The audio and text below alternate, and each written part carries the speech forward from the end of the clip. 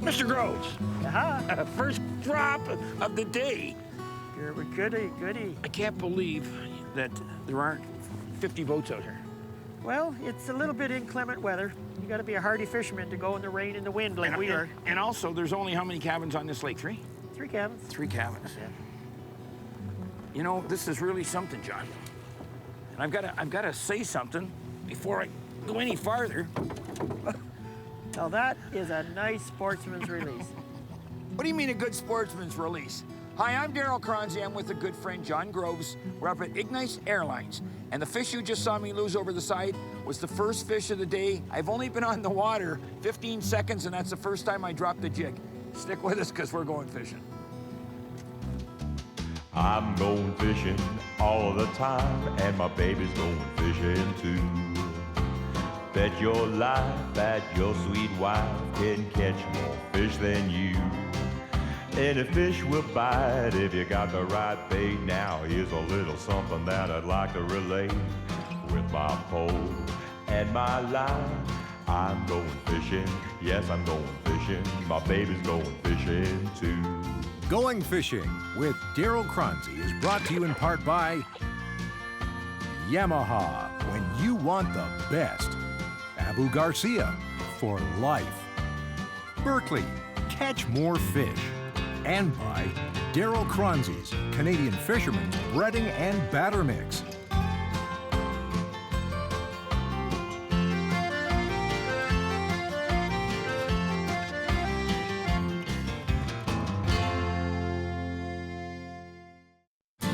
Closed captioning for Going Fishing is brought to you by Rapala, the makers of Canada's favorite fillet knives.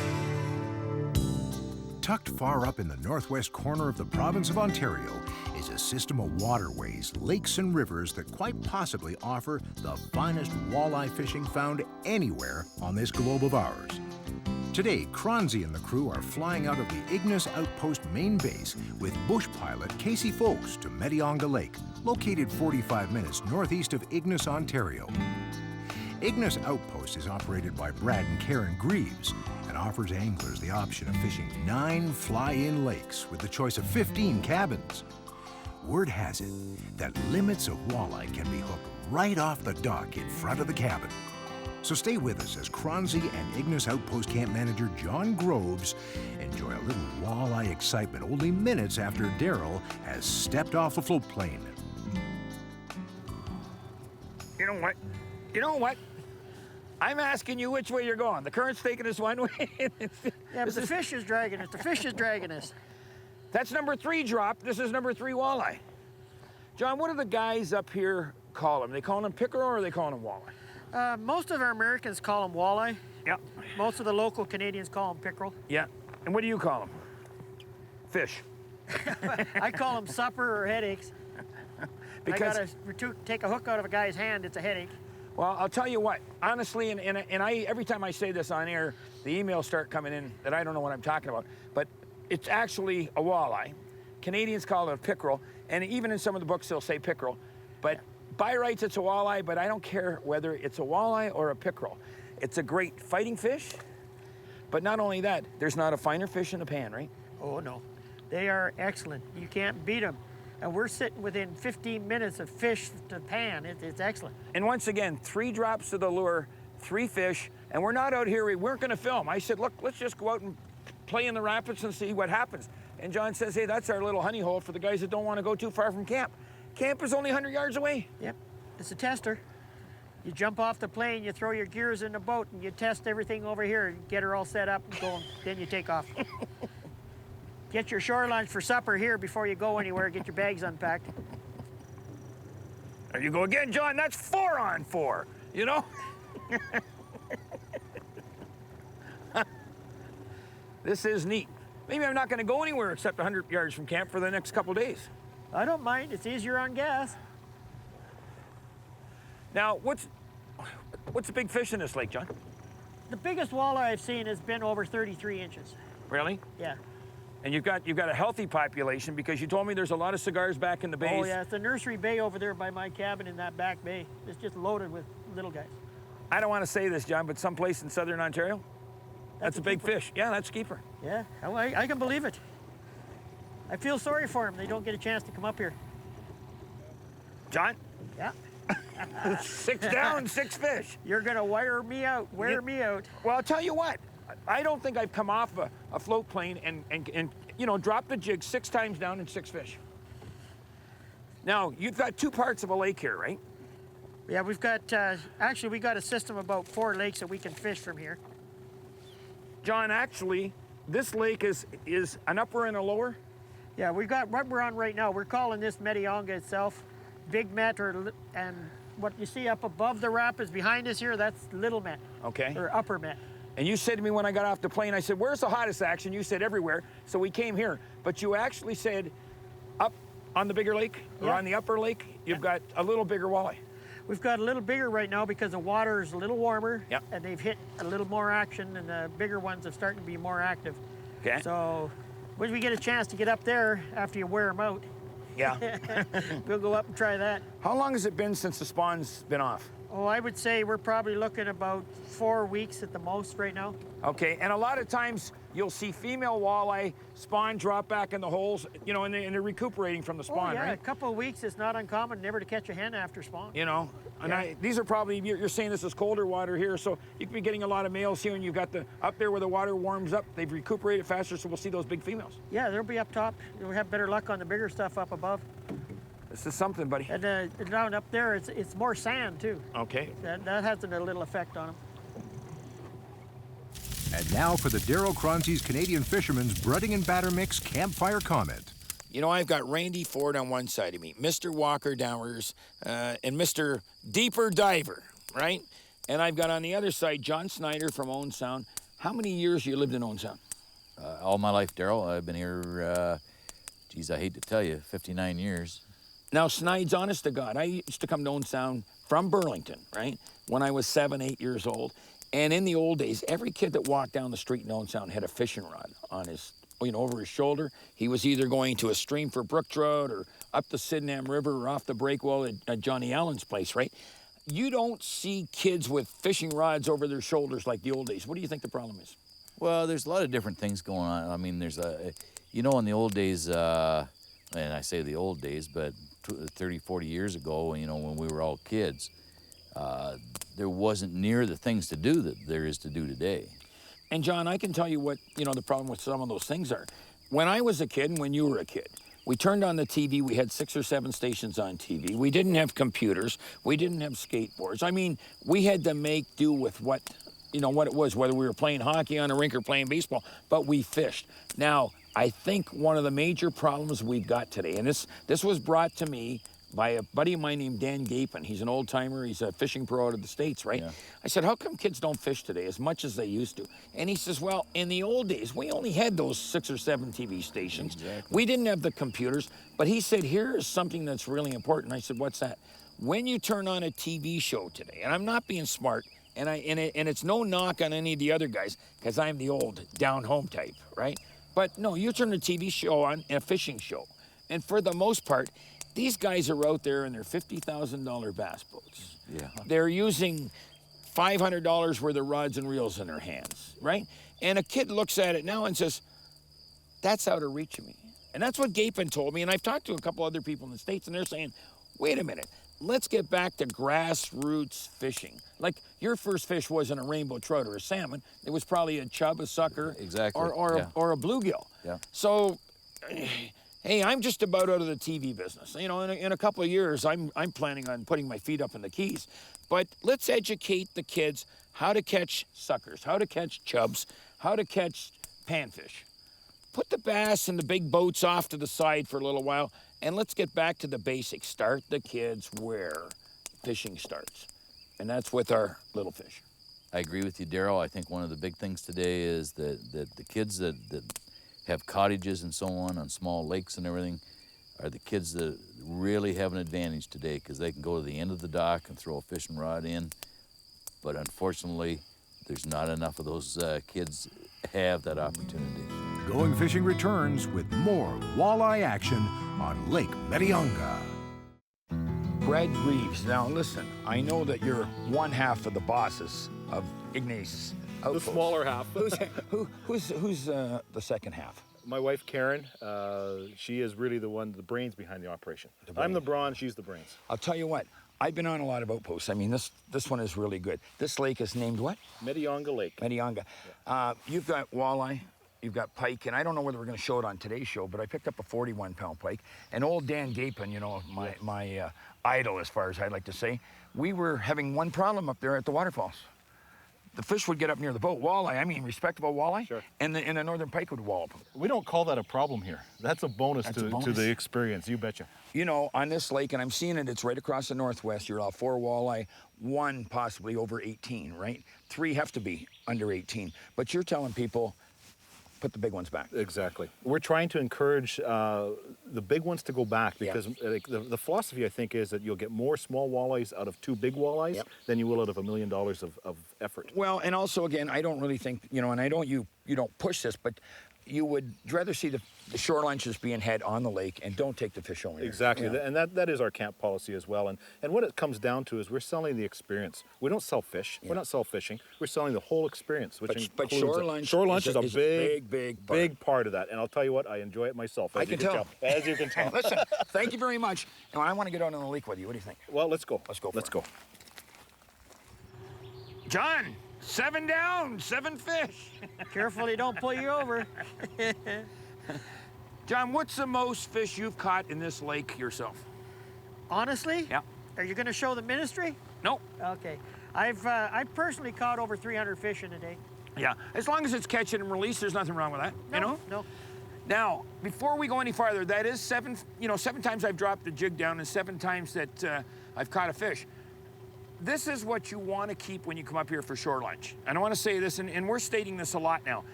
In northwestern Ontario, you've got a regulation, right? You're allowed 4 fish with the regular fishing license, right? Right. 3 can be under 18. 3 under? 18 or under? Yeah, and 1 over. 1 over. I guess you can keep 4 under 18 if you want. Oh, yeah. But they only want you to keep 1 over 18 for the simple reason we're trying to protect the brood stock, right? Yep. And John said something funny to me when I talked to him the other day when I phoned about coming in. You don't see the guys hauling out the lunkers anymore. Now, the law says you can take 1 over 18, but the camp would rather you just if you're going to take 4 fish home, take them under 18, eh?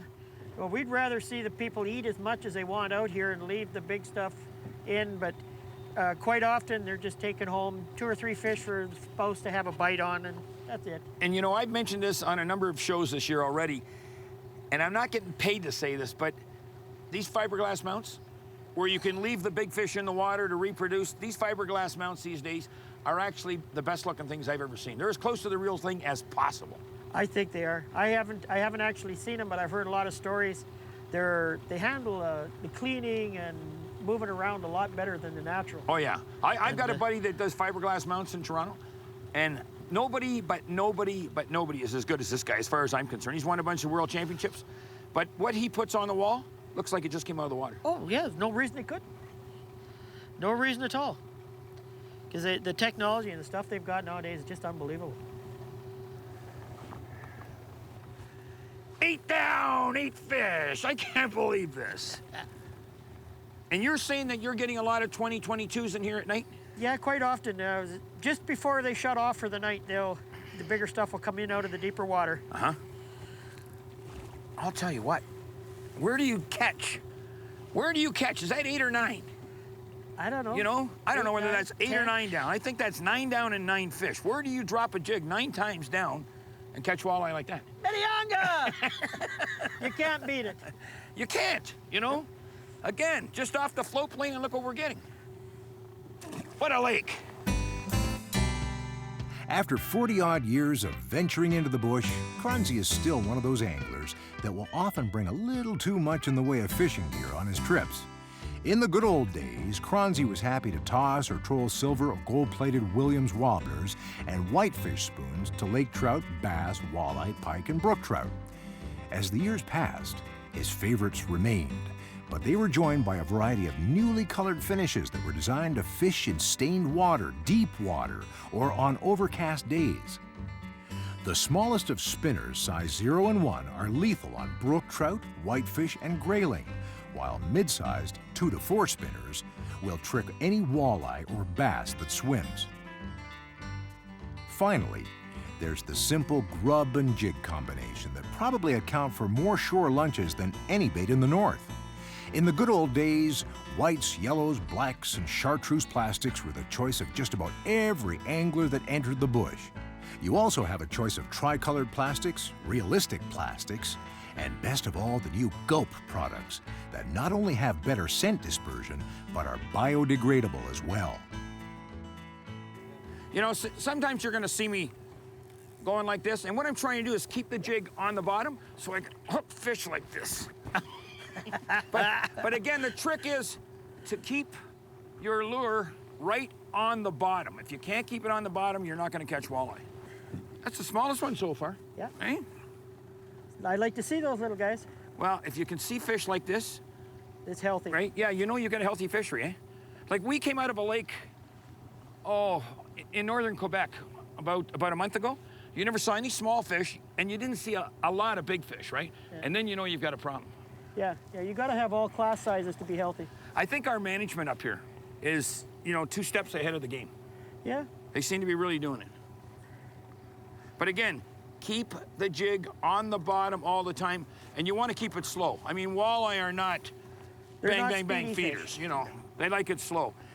Yeah, they're not the Jackie Joyner or the Fish Society. And now for the Berkeley tip of the week. When water temperature is right, expect to find walleye holding at the entrance to a river and tailouts. Walleye will hold close to bottom and wait for the current to bring food in the form of minnows, insects, and flies to them. John. Now listen, I'm getting tired. It is getting a little dark too, eh? And I want to try a morning fish here with you. How's that sound? Sure, why not? It's... God. For being within 200 yards of camp, John, this is some kind of fishery. Again, we just got off the plane. I think this is 13 drops and 13 fish, or 14 drops and 14 fish. But if you've got the right operators, this is what you can get. And again, John's got days where you can't really catch shoreline-sized fish, right, because they're too big. Yep. But these are healthy fish. These are fish for the fry pan. We've only been out, oh heck, it's 9:30. I got into camp at about 8 o'clock tonight. And John just said, look, let's go out and have some fun for half an hour, an hour. And we did catch 14 fish and 14 drops of the jig, or 15 fish and 15 drops of the jig. And if the cameraman turns around, you're gonna see that the cottage is 100 yards away. This Easy on gas. This is really something, John, I'll tell you. I think what we're gonna do, John, is I'm a little tired from traveling all day. And, I said, let's go out for half an hour. I didn't expect to catch 14 fish or 15 fish and 14 or 15 drops of the jig. We are gonna come back out in the morning. I don't know whether we're gonna finish the show off like this right now, or we're gonna see us tomorrow morning. What time do you wanna fish? What time do you want to get up? I'll get up at 5 if you'll be on the water with me at 6. How's that sound? I don't let them out until 6:37. You don't? Nope. When John said, I don't let him out, and he was talking to fish, I thought he was talking about the companion that's guiding the boat here for our cameraman. What's his name? That's Herc. That's Herc. Yeah, he's a new addition to the lake this year. Herc is quite the dog. Herc, you did a great job. John, you did a great job. Let's go and eat, Yeah. okay? And then I'm going to bed early. Okay, well, you sit down before we take off. Okay. Okay. And again, before I forget, to all you kids out there, I haven't got a life jacket on right now, but we've got 2 in the boat. And you parents, when you got your kids out, make sure the life jackets are on them. Let's go.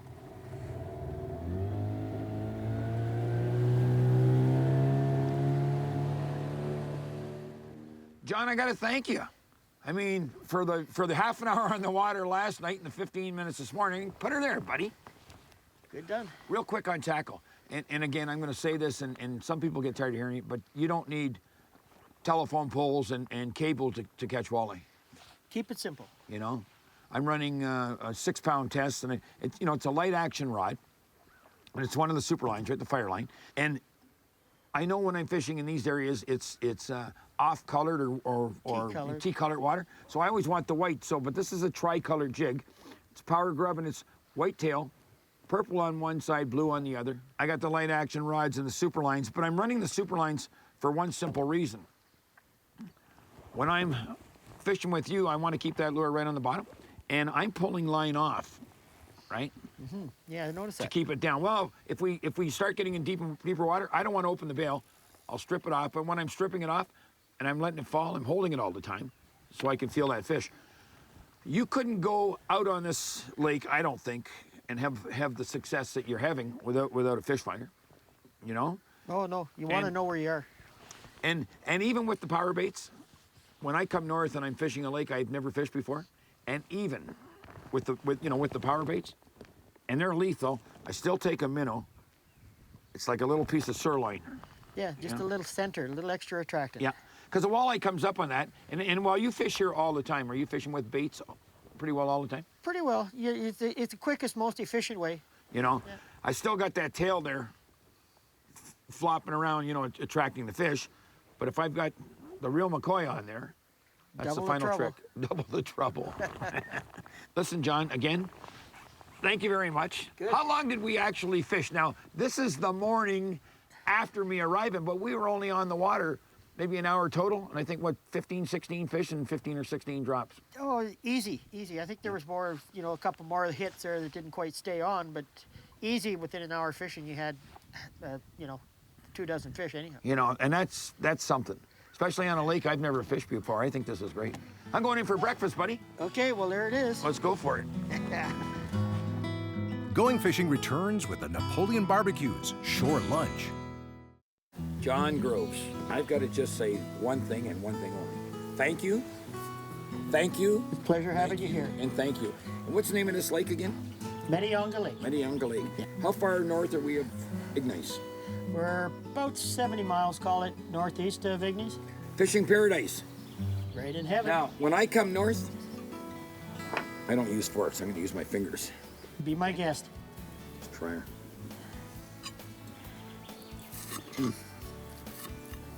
Oh, mother.